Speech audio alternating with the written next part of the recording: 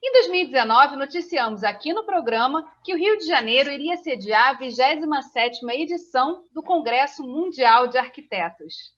O Rio de Janeiro vai receber de 15 a 20 mil arquitetos de diferentes países em 2020. A cidade, que concorreu com a inspiradora e romântica Paris e também com a luxuosa Melbourne, na Austrália, vai sediar o 27º Congresso Mundial de Arquitetura. Esse, para nós, principalmente, é um congresso especial por várias razões. O mundo passa hoje por um momento de uma transformação, uma velocidade de transformação espantosa. E a grande questão que se levanta hoje em termos de arquitetura e urbanismo no mundo é para onde o mundo vai em termos da construção, em termos da edificação, em termos da formação das cidades. Todos nós sabemos que são as cidades aonde agregam todas as culturas diferentes, todas as peculiaridades de cada povo, enfim, e numa sociedade globalizada, obviamente, isso é extremamente mais complexo. Com a chegada da pandemia do novo coronavírus, o Congresso teve que ser adiado de 2020 para 2021. E a previsão é que ele ocorra em julho desse ano, reunindo grandes nomes da arquitetura e do urbanismo de mais de 160 países. No Rio em Foco, que começa agora, você vai saber de que forma discutir as cidades do presente pode impactar no desenho de um novo futuro. Vem com a gente!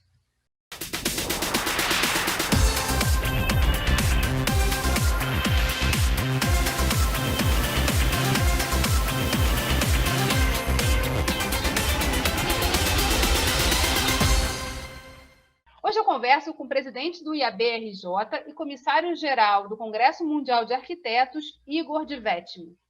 Há 2 anos a gente estava falando do Congresso Mundial de Arquitetos, das expectativas e de que forma ele ia agitar a agenda aqui da cidade. Ele teve que ser adiado por conta da pandemia e, certamente, várias mudanças também ocorreram para que ele possa acontecer de forma segura em 2021.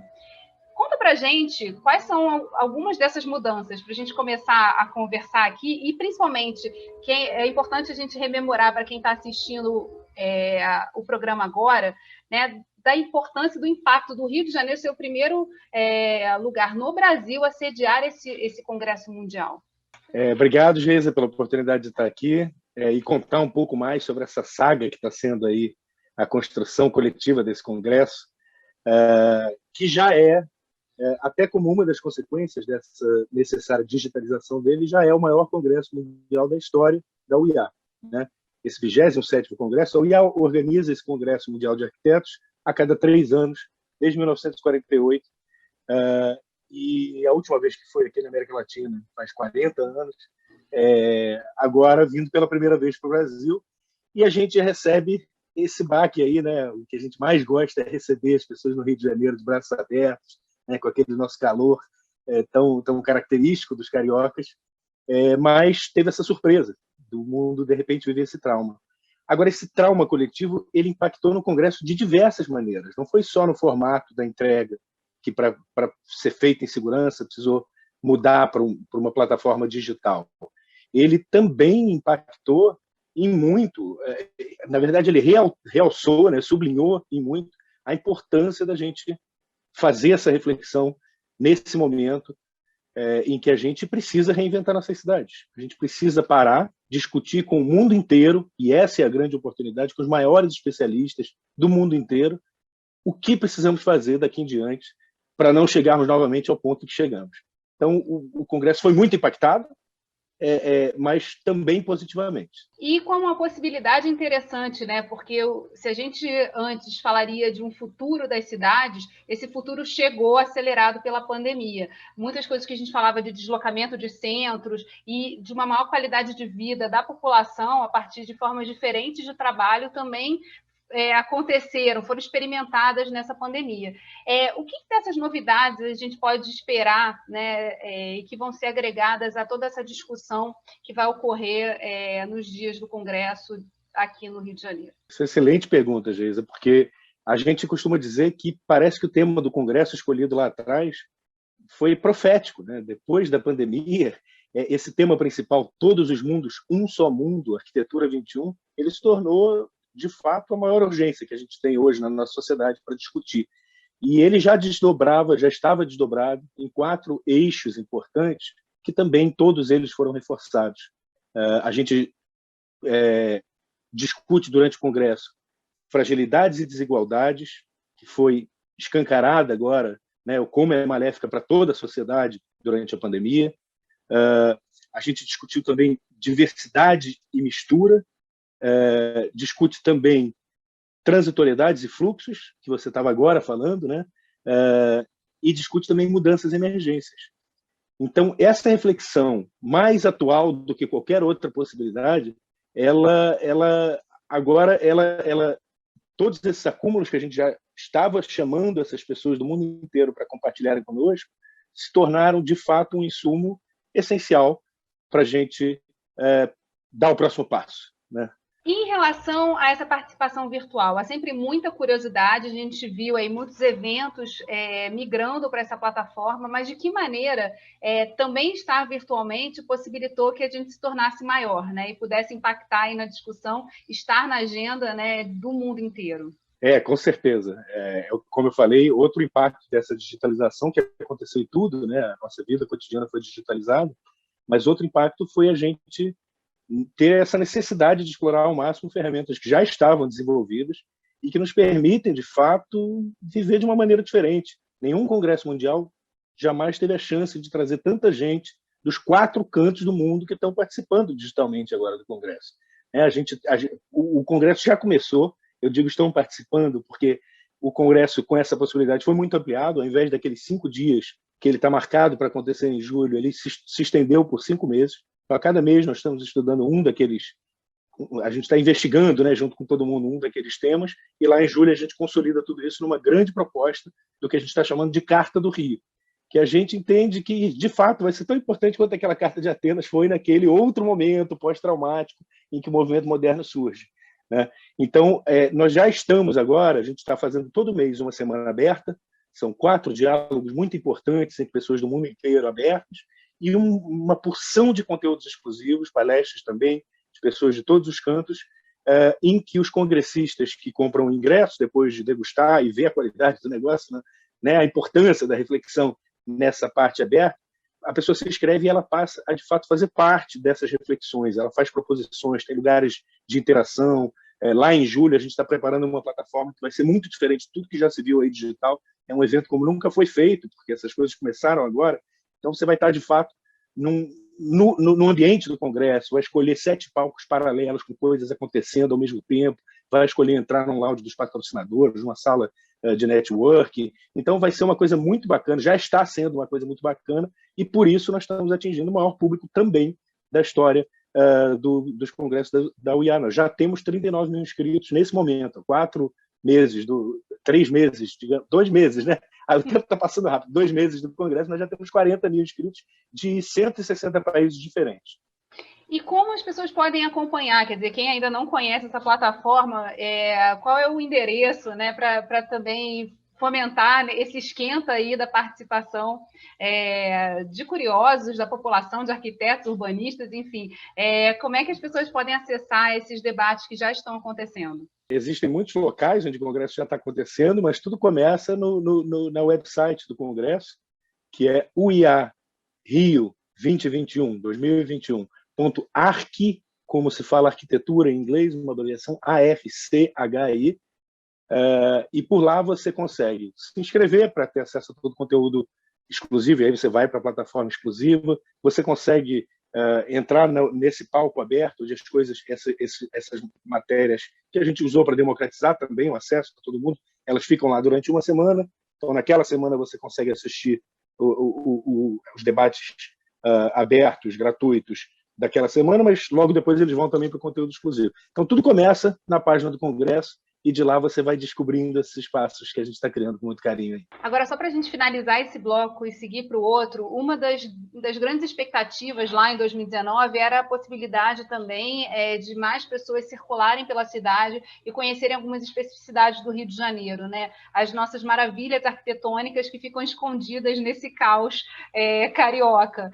Como é que vai ser esse processo? Está se prevendo alguma coisa para que virtualmente as pessoas possam curtir um pouco das belezas arquitetônicas do Rio de Janeiro? Com certeza, Geisa. Quem entra lá na plataforma já vê o evento de abertura que a gente fez, que contou com falas importantes do presidente da União Internacional de Arquitetos, presidente do Congresso, a presidente do IAB, do CAL, da FNA, o governador, o prefeito, mas contou também justamente com essa nossa primeira tentativa.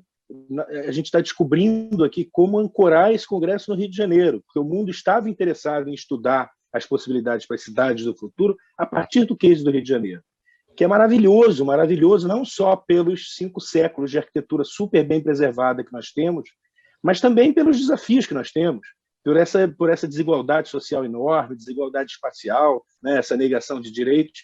Então, a gente fez muita questão de ancorar no Rio de Janeiro, e no Brasil também, né, porque o mundo inteiro fica muito interessado no nosso país. Então, a gente já fez um passeio virtual que passeou pelas grandes belezas do país inteiro, viajou lá para o Xingu, para Fernando de Noronha, para Foz do Iguaçu, para São Paulo, Rio de Janeiro, Curitiba, mas não só para mostrar essas belezas, para mostrar também as nossas favelas, para mostrar as nossas periferias, e terminou dentro do Complexo da Maré, onde a Orquestra Maré do Amanhã estava lá tocando de dentro das suas casas, das suas lajes, e depois finaliza isso no palco com o nosso membro do nosso Comitê de Honra, Gilberto Gil, tocando com ele.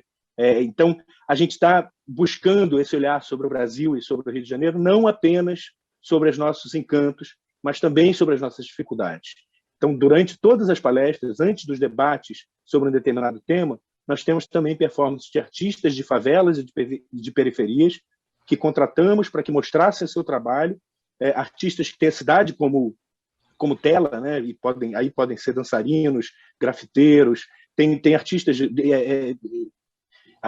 de longboard, tem artistas de tudo que é campo das artes, mas que lidam com a cidade e com essa negação da cidade, dos lugares onde eles vivem. Então, a gente está também tentando ancorar no Rio de Janeiro dessa forma, e está sendo muito interessante ver isso seguido de debates dos maiores especialistas do mundo naqueles assuntos. A gente vai fazer um rápido intervalo e voltamos já. Rio em Foco aqui, política e economia caminham juntas.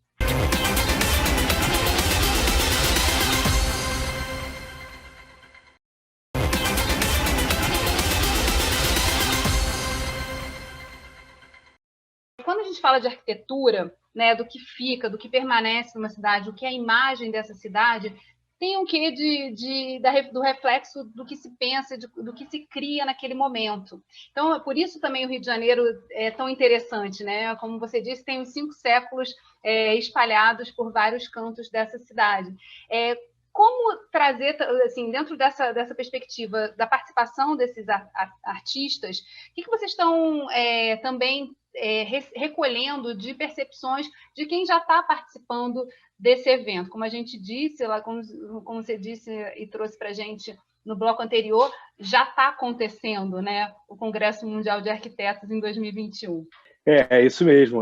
O feedback está sendo muito interessante, né? As pessoas do mundo inteiro estão, de fato, falando justamente isso, né? Eu pensei que quando o Congresso virasse digital, eu ia perder essa parte importante da experiência que eu imaginei lá atrás, que era estar no Rio de Janeiro, né? Mas, de fato, vocês estão trazendo o Rio de Janeiro para dentro da minha casa, e isso está sendo muito interessante. Então, eu acho que, de fato, a nossa tentativa é sempre tentar trazer o máximo possível essa experiência, o mais próximo da experiência presencial possível. Por isso que eu estou falando que lá em julho a gente está preparando realmente uma coisa muito especial, que a pessoa vai se sentir ali como se ela estivesse dentro dos galpões do Porto.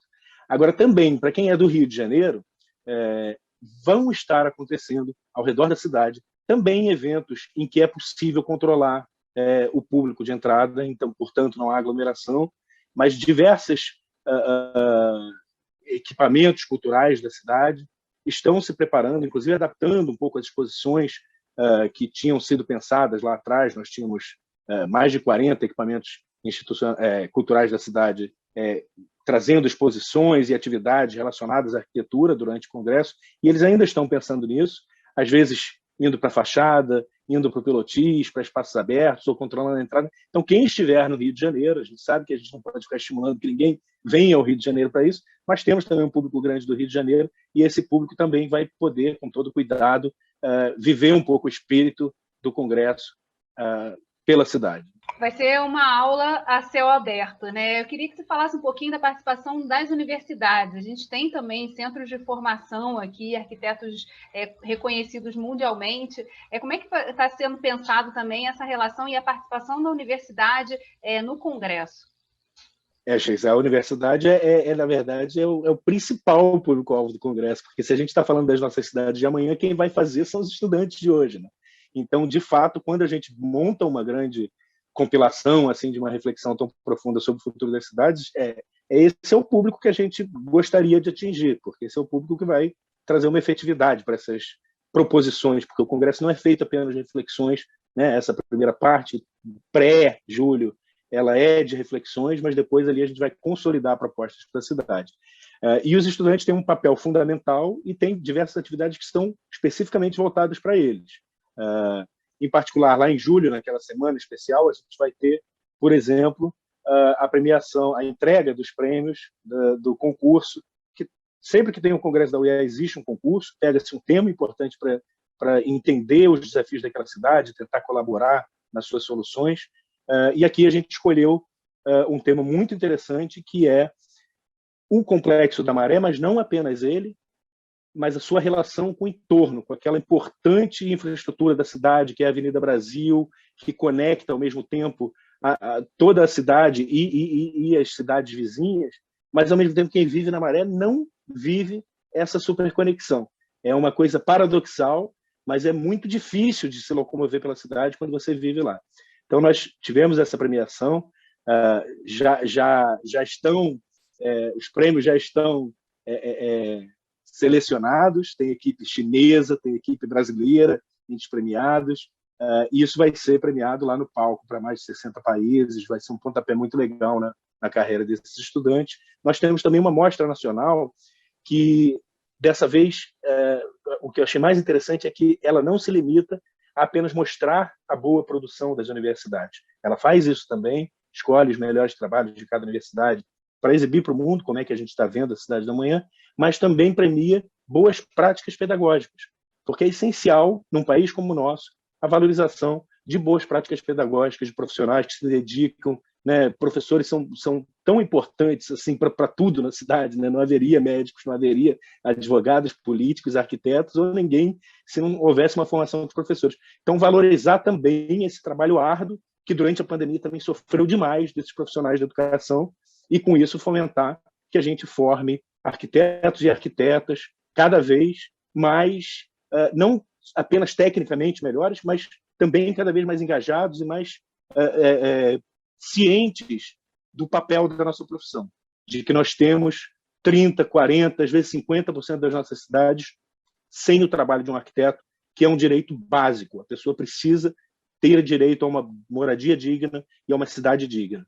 Então, no momento em que a gente impacta na educação, a gente impacta nessa cidade do futuro, extinguindo esse que é o maior dos seus males, que é essa absoluta injustiça espacial e social, como reflexo uma da outra. Eu acrescentaria a questão da proximidade do aeroporto, né? Dentro dessa imobilidade, é também um espaço em que todo mundo que chega no Rio de Janeiro passa ali pelo complexo e interage com todo aquele espaço, mas sem ter, mas mediado, com tapumes ali separando essas duas realidades. E uma coisa interessante também que foi trazida, né, na questão do ensino, o que está se buscando também é ensinar os arquitetos a desenhar esse futuro que já chegou, né, que já está aí a nos desafiar. Dentro dessa discussão de cidade, a gente está vivendo hoje no Rio de Janeiro um processo de recuperação, de uma tentativa de recuperação do centro que foi altamente impactado pela pandemia. E a realidade da metrópole Rio de Janeiro e do centro do Rio de Janeiro, ela é muito, muito semelhante a vários centros aí espalhados pelo mundo. Como é que está se trabalhando essa temática, assim, do resgate, de como misturar, mixar mais, né, a parte toda de atendimento, de trabalho com o viver no centro da cidade? Isso também está em debate no Congresso? Com certeza absoluta, porque isso não é um problema apenas do Rio de Janeiro, né? Isso é um problema que já existia em diversas cidades e que, sem dúvida, vai ser muito, muito impactado pela pandemia, com a compreensão das possibilidades do trabalho em casa. e o discurso que já se estabelecia no campo profissional, ou com certeza no campo teórico, nas universidades, e vinha se estabelecendo cada vez mais em cidades que têm essa capacidade de colocar em prática, especialmente na Europa, é a ideia de cidades mais polinucleadas. Não faz sentido uma cidade como o Rio de Janeiro, onde 70% da sua população vem das periferias todos os dias, gastando 2, 3, 4 horas do seu dia para buscar trabalho num único lugar. E que esse mesmo lugar se esvazia à noite, com potencial enorme para receber aquela própria população que trabalha ali. Então, sem dúvida, essa discussão do centro do Rio, que é essencial para a cidade, né? E claro que o Congresso vai discutir isso com essa perspectiva do pensamento local e ação global, né? E especificamente agora falando do Rio, é uma ação essencial para a nossa cidade, mas ela é tão importante quanto delicada e complexa. Ela precisa ser feita com muito cuidado, com muita interlocução com todos os atores que vão, de fato, fazer parte dessa vida nova do centro da cidade. Então, ela não pode ser feita com pressa, ela não pode ser feita sem uma ampla discussão com a sociedade, mas, sem dúvida, ela precisa ser feita. Igor, a gente vai fazer um rápido intervalo e você que está aí assistindo a gente, não sai daí. Rio em Foco aqui, política e economia caminham juntas.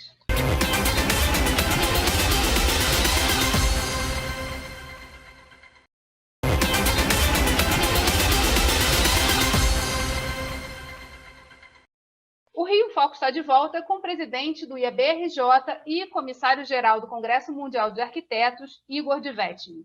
Nesse último bloco, eu acho que é muito importante a gente chamar agora para a questão política, né? A gente está na TV Alerj, eu acho que muitos dos nossos deputados também são ou já foram prefeitos, têm essa ligação com as cidades. E eu queria muito falar sobre isso, assim, né? A gente também tem como expectativa, quando elege um prefeito, por exemplo, que ele seja capaz de reconfigurar, de intervir também e ajudar a reconfigurar determinados espaços, apesar de saber dos desafios que isso representa. E eu queria que você falasse um pouquinho sobre isso, assim, de que forma esse Congresso também dialoga com a política pública, com os tomadores de decisão e, na ponta, com quem vai ter a capacidade, a caneta na mão para fazer esses redesenhos. Geisa, isso é um tema central para a nossa democracia. A gente costuma prestar muito pouca atenção no papel da justiça espacial na criação ou na consolidação de uma cidade de fato boa para todos e todas.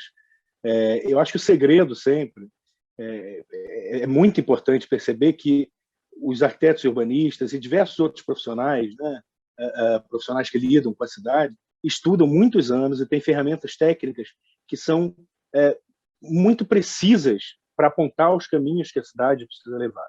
Mas quando chega na camada política, eu entendo que entram muitas outras complexidades, muitas outras negociações, que é, no fim das contas, o sentido da política, né? Muitos compromissos que são necessários fazer, mas essa que é a mágica da política, desculpa, essa que é a mágica da política, que é você conseguir costurar esses diversos interesses, porque ninguém está ali para fazer mal para a cidade. Todo mundo quer a sua visão do que vai ser melhor para a cidade. Mas é muito importante confiar no trabalho dos técnicos e confiar na organização social que a gente construiu nessas curtas décadas de democracia que a gente tem, e que em momentos até em que a gente vê a democracia mais talvez ameaçada ou num lugar não muito confortável, o meu alívio é perceber que essas instituições da sociedade civil funcionam muito.